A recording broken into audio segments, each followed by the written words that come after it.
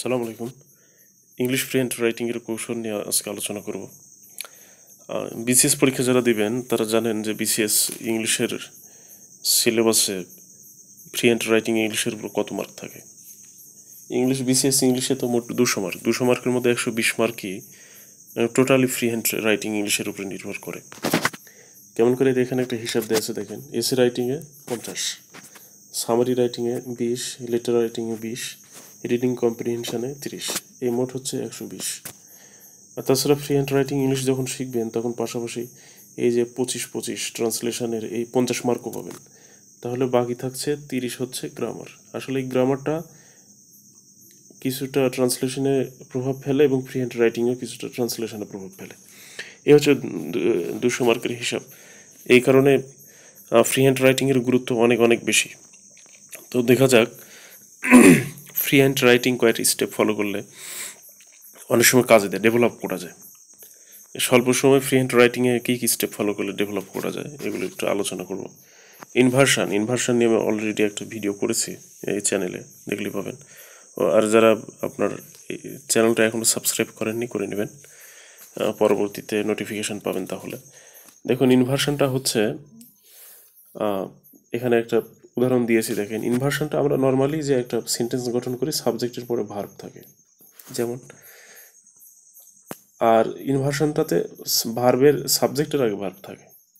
নর্মালে যেটা হয় সাবজেক্টের পরে ভার্ব থাকে, আর ইনভার্সানে ভার্ব প্লাস সাবজেক্ট হয়।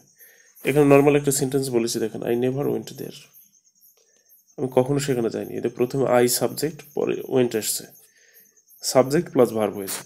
আর যখন এটা ইনভার্সান করব তখন এটার উপরে জোর দেওয়া হয়, তখন এই যে ডিড ভার্ব, এই ভার্বটা সামনে চলে যায়। নেভার ডিড আই গো দেয়ার, আমি কখনো সেখানে যাইনি। তাহলে ইনভার্সান এটা হচ্ছে সেন্টেন্সটাকে জাস্ট উল্টিয়ে দেওয়ার ফলে যেটা হয় সেটা হচ্ছে সেন্টেন্সের নতুন একটা শ্রুতি মাধুর্য পড়ে, সেন্টেন্সটা দেখতেও ভালো লাগে এবং এটা ইংলিশে ব্যাপক গ্রহণযোগ্যতা রয়েছে। তো ফ্রি হ্যান্ড রাইটিং ইংলিশের জন্য ইনভার্সান অনেক গুরুত্বপূর্ণ। ভিডিওটা দেখে নেবেন, ওটা টোটালি আলোচনা করা আছে। আচ্ছা, পরবর্তী স্টেপ যেটা, সেটা হচ্ছে ডিকশন। ডিকশন শব্দের সাথে আপনারা অনেকেই পরিচিত। ডিকশন শব্দের অর্থ হচ্ছে শব্দ চয়ন বা শব্দের ব্যবহার। আপনি একটা সেন্টেন্স লিখবেন, সেটা সেই সেন্টেন্সের শব্দগুলো ক্লাস 1-2 এর বাচ্চার মতো হলে তো হবে না। শব্দগুলো অনেক স্ট্যান্ডার্ড হতে হবে এবং শব্দগুলো সঠিক শব্দ হতে হবে, ভুল শব্দ ব্যবহার করা যাবে না। এখানে যেমন উদাহরণ দিয়েছি আর্কিটেক্ট আর আর্কিটেকচার। আর্কিটেক্ট যিনি স্থাপত্যবিদ্যা শিখেছেন এবং স্থাপত্যবিদ্যা নিয়ে কাজ করেন তাকে স্থপতি বলা হয়, আর্কিটেক্ট। তাহলে যারা এই আর্কিটেকচার নিয়ে কাজ করে তাদেরকে আর্কিটেক্ট বলে। তাহলে কোনো মানুষ তিনি আর্কিটেক্ট হন, আর্কিটেকচার না। তাহলে এখানে একটা উদাহরণ দিয়েছে দেখেন, Abdul Khaled, a leading architect design to the Aparajeyo Bangla. এখানে আর্কিটেকচার দেওয়া যাবে না, আর্কিটেকচারটা হচ্ছে অপরাজয় বাংলা। আর অপরাজয় বাংলাটা যিনি বানিয়েছেন বা যিনি ডিজাইন করেছেন তিনি হচ্ছেন আর্কিটেক্ট। তাহলে আব্দুল্লাহ খালে তিনি হচ্ছে আর্কিটেক্ট, আর অপরাজয় বাংলা এটা হচ্ছে আর্কিটেকচার। তো এই শব্দগুলো নিয়ে যেন আমাদের সমস্যা না হয়, ডিকশন কোন ক্ষেত্রে কোন শব্দটা বসাতে হবে। তারপরে আসলে হচ্ছে প্যারালেলিজম, এটা নিয়ে আলোচনা করা হবে। আর প্যারালেলিজম অনেকে জানেন, প্যারালেলিজম হচ্ছে পাশাপাশি একই রকম শব্দ থাকতে হবে। যেমন আমি যদি বলি I eat rice and you are going there, এটা হবে না। বা I eat rice and you are eating Coca Cola, এটা হবে না। I eat rice and you eat bananas, এটা হবে না। এটা হবে। কেন হবে আবার খেয়াল করুন। আমি যদি বলি যে I eat rice and you are eating pulao, এটা হবে না। কেন হবে না?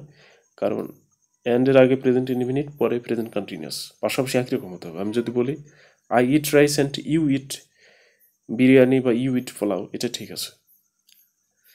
বা I read book and you read stories, এটা ঠিক আছে। কিন্তু এটা হবে না যে I read books and you are reading stories, এটা ঠিক হবে না। পাশাপাশি একই রকম হতে হবে। আচ্ছা, এখানে যেটা একটা উদাহরণ দেওয়া হয়েছে সেটা হচ্ছে the Bangladeshis work hard present indefinite to grow the rice and live happily. এখানে লিভিং দেওয়া যাবে না, কারণ এটা প্রেজেন্ট ইনডিফিনিট, গ্রোটা প্রেজেন্ট ইনডিফিনিট, লিভটা প্রেজেন্ট ইনডিফিনিট। এটা হচ্ছে প্যারালেলিজম। প্যারালেলিজম মানে হচ্ছে যে একটি সেন্টেন্সে একই বক্তব্যের ধারাবাহিকতায় প্রদত্ত ওয়ার্ড সমজাতীয় বা সমশ্রেণীর হওয়া আবশ্যক, এটাকে প্যারালেলিজম বলা হয়। আচ্ছা, তারপরে আসলো হচ্ছে সিনোনিম অ্যান্টোনিমের ব্যবহার। এটা গুরুত্বপূর্ণ। কেমন করে গুরুত্বপূর্ণ? অনেক সময় ওয়ার্ড মনে থাকে না, ওয়ার্ড না মনে থাকলে সেক্ষেত্রে আপনার সিনোনিম বা সমার্থক শব্দ ব্যবহার করতে পারেন। এই কারণে অনেক ভোকাবুলারি জানতে হবে। যেমন হৃদয়ে কাঁপানো, এর ইংরেজি হচ্ছে হার্ট থ্রোবিং। এই হার্ট থ্রোবিং লেখার সময় আপনার যদি থ্রোপ শব্দটা মনে না থাকে, আপনি হার্ট টাচিং দিয়ে মোটামুটি চালিয়ে নিতে পারবেন। আচ্ছা, তবে এক্ষেত্রে আপনার শব্দচয়ন বা ডিকশন শব্দটা খেয়াল রাখতে হবে। আমি বলছি এখানে কাজ চালিয়ে নেওয়ার কথা। অনেক সময় মনে না থাকলে সমর্থক শব্দ দিয়ে চালিয়ে নেওয়া যায়। আচ্ছা, তারপরে আসলো হচ্ছে কনফিউজিং ওয়ার্ডস। এটা অনেক বেশি গুরুত্বপূর্ণ, এটা অনেক স্টাডি করতে হবে। যেমন এখানে উদাহরণগুলো দিয়েছি। অ্যাকসেপ্ট মানে হচ্ছে গ্রহণ করা, এক্সেপ্ট মানে হচ্ছে ব্যতীত, অ্যাক্সিট মানে হচ্ছে সম্মত হওয়া, এক্সিট মানে হচ্ছে অতিক্রম করা, অ্যাক্সেস প্রবেশাধিকার, এক্সেস বাহুল্য, অ্যাডভাইস উপদেশ, অ্যাডভাইজ উপদেশ দেওয়া, এফেক্ট মানে প্রভাব বিস্তার করা বা ক্ষতি করা, আর ইফেক্ট মানে ফলাফল বা সম্পাদন করা। আচ্ছা, তারপরে এই শব্দগুলো আমাদের কনফিউজড হয়ে যাবে বেশি, এই কারণে শব্দগুলো জানতে হবে, নোট করে নিতে পারেন আপনারা। অলরেডি মানে ইতিমধ্যে, আর অলরেডি সম্পূর্ণভাবে প্রস্তুত। অল টুগেদার এটা মানে সম্পূর্ণভাবে পুরোপুরি, আর অল টুগেদার মানে সব মিলে বা সব হতে। ইটস এটা পসেসিভ ইহার, আর ইট ইজ বা ইট হ্যাজ এটা মানে হচ্ছে ইহা বা ইয়ার আছে। লুজ মানে হচ্ছে দৃঢ়ভাবে নয়, আলগা ঢিলা, আর লুজ এলওএসি এটার উচ্চারণ হচ্ছে লুজ, আর উপরেটা হচ্ছে লুজ। লুজ মানে হারানো। প্রিন্সিপাল মানে হচ্ছে মুখ্য বা আমরা যেটা বলি অধ্যক্ষ, আর প্রিন্সিপাল মানে হচ্ছে নীতি আদর্শ। এরকম বেশ কিছু শব্দ আছে। আবার কিছু কিছু এরকমই কিছু কিছু শব্দ অনেক সময় আমাদের ঝামেলা হয়ে যায়। সামটাইম মানে কিছু সময়, সামটাইমস মানে মাঝে মাঝে, অফন মানে মাঝে মাঝে। শব্দগুলো একটু স্টাডি করবেন। আবার ইন টাইম নির্দিষ্ট সময়ের আগে, অন টাইম মানে কাটায় কাটা আসে। বিসাইড পাশে, বিসাইডস মানে তাছাড়া, দেন। এই শব্দগুলো ভিডিও দেখার সময় বারবার দেখবেন, নোট করে নেবেন, তাহলে উপকার হবে। তারপরে ইদার আছে, নিদার আছে, স্টিল আছে, টিল আছে, হোম আছে, হুস আছে, ভাইরাস আছে, তারপরে অ্যাজ দো আছে মানে যেন মনে হয়, ইভেন দো এটা আছে। তারপর হ্যাড বেটার মানে করা ভালো, আর উড বেটার, উড রেদার মানে অধিক প্রাধান্য দেওয়া, হ্যাড বেটার মানে নর্মালি করা ভালো। আচ্ছা, তারপরে এই শব্দগুলো খেয়াল রাখবেন। এই শব্দগুলো তো আমাদের সেন্টেন্সে প্রচুর ব্যবহার করতে হয়, এই কারণে শব্দগুলো খেয়াল রাখতে হবে। যে হেয়ার, দেয়ার, হোয়ার এগুলোর মানে। আবার যে কনসিকুয়েন্ট বা কনসিকুয়েন্সেস, অ্যাজ এ রেজাল্ট, এই জিনিসগুলো। আবার যে অন দ্য কন্ট্রারি আর অন দ্য আদার হ্যান্ড, এই শব্দগুলো কিন্তু আলাদা। আবার এই যেটা এখানে টিল মানে হচ্ছে পর্যন্ত, যতক্ষণ পর্যন্ত না, আনটিল, অ্যাজ লং অ্যাজ মানে যতক্ষণ পর্যন্ত। এগুলো ফ্রি হ্যান্ড রাইটিংয়ের জন্য গুরুত্বপূর্ণ, কারণ এগুলো শব্দ আমাদের সেন্টেন্সে প্রায়ই ব্যবহার করতে হয়। আচ্ছা, শব্দগুলো দেখেন, সময় নিয়ে শব্দগুলো দেখতে হবে, তাহলে উপকার হবে। নচেত, নতুবা, শব্দগুলো দেখতে থাকুন, আরো কিছু পয়েন্ট আছে।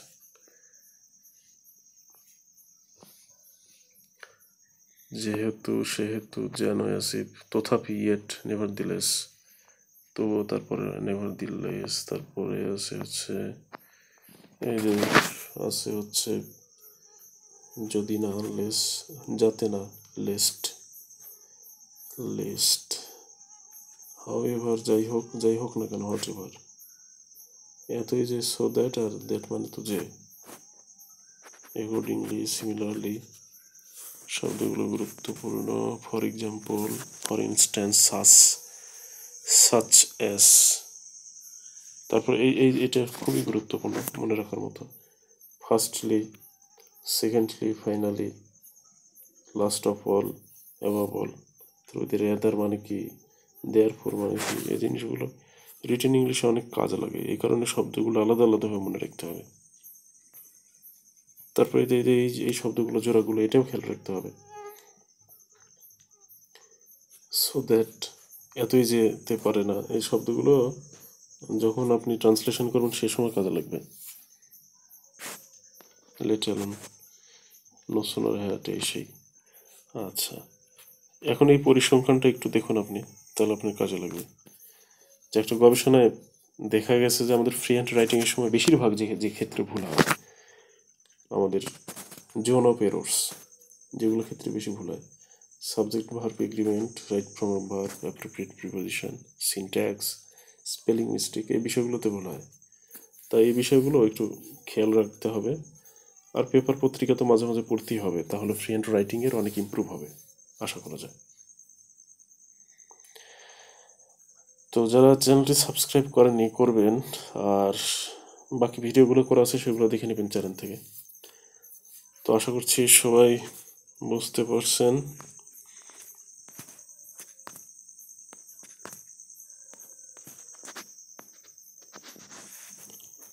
ইংলিশ ফ্রি হ্যান্ড রাইটিংয়ের কৌশল।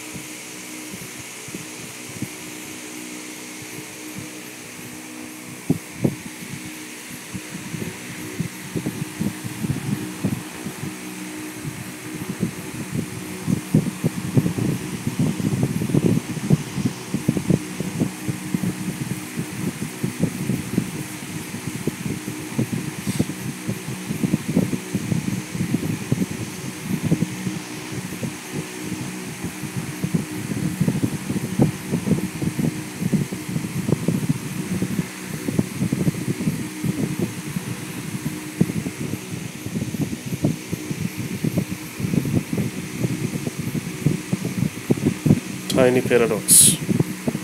Sometimes, often. In time. On time. Besides. Then or then. Either. Neither. Still. এই ভিডিওটা একটু দেখবেন, কাজে লাগবে। খুবই গুরুত্বপূর্ণ ভিডিওটা, গুরুত্বপূর্ণ ইনফরমেশন দেওয়া আছে। শেয়ার অপশান আছে, দরকার হলে টাইম লাইনে শেয়ার করে রাখবেন। হ্যাড বেটার আর উটরেদারের কিন্তু অর্থ আলাদা, এটা খেয়াল রাখতে হবে।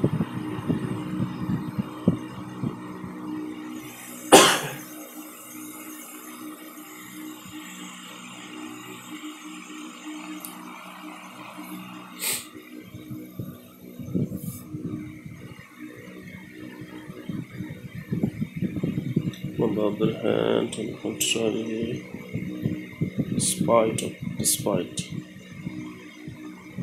object motive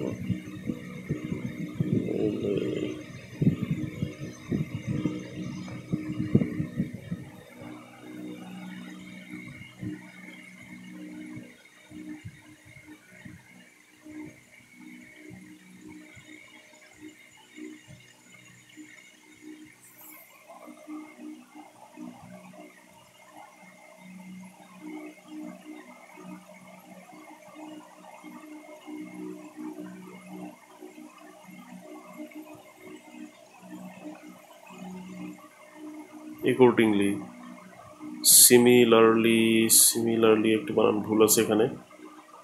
সিমিলারলি এখানে সিমিলারলি হবে না, বানানটা একটু ঠিক করে নেবেন। এখানে যে ইটা আছে, ইটা জাস্ট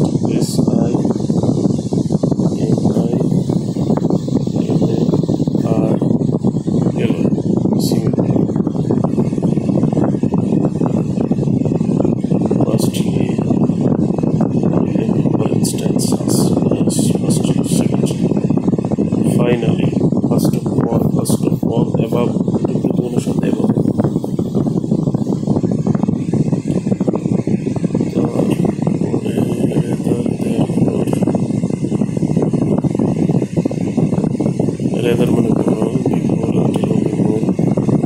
রিয়েলি অ্যাকচুয়ালি এই জিনিসগুলো অনেক কাজে লাগে।